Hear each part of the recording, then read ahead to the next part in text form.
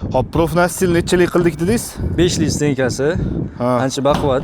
Sakrab ko'rsa ham bo'ladi. Qovurg'asi ham Shotda bemalol. Ha. Bir xilga profnasil ham qovurg'asi o'zi buklanib ketadi-yu. Ko'rsangiz bizaniki. Rangi ham chiroyli. Tom juda nozik temasida, yaxshidan qilmasa, ertaga suv o'tib ketib qolsa, chakka o'tib ketib qolsa, hammasi so'kadi. Xudo xolasa suv o'tmaydi. Biza o'zi ko'p joylarda tom parapet ustiga chiqadi. Bizaniki parapet ichiga kirgan hisobiga tom ko'rinmaydi.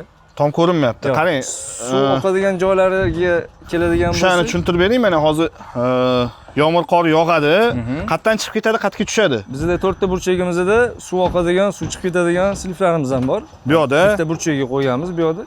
Bittasini narigi burchakka qo'yganmiz. Ukloni ham shu turbaga qarab ketgan. Bu yerda 100 talik turbamiz, 150 talik turba.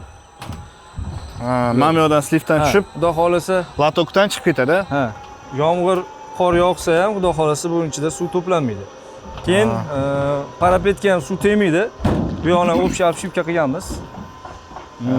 Ichkariga ham kirgan latoklarimiz. Xudo xolasa tomimiz zo'r.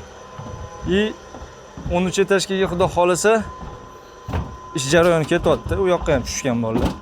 Tomi tugatgandan keyin. Xudo xolasa bu yoqni ham tezlashtirib olamiz. O'zi mana bugun kecha yomg'ir yog'di, bitta tekshirib oldik tomimizni. Chakka o'tmadim.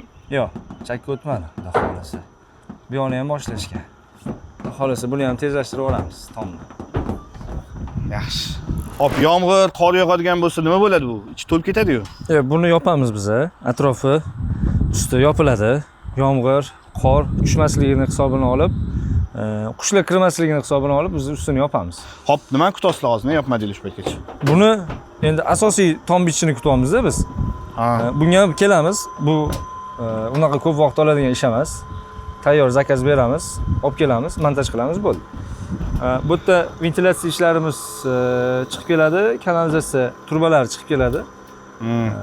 Sababi hid anaqa ichga sanuzel ichiga urmasligi uchun tepaga chiqarganmiz. Tortib chiqaraveradi tepaga. Tortib chiqaraveradi.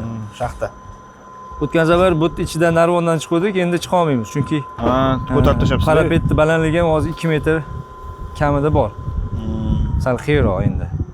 Narvonni olib tashlasak, boya chiqqan joyimizdan chiqamiz endi. Yevishdan tushib ketamiz, xudo xolasa. Bo'ldi, tushunarli.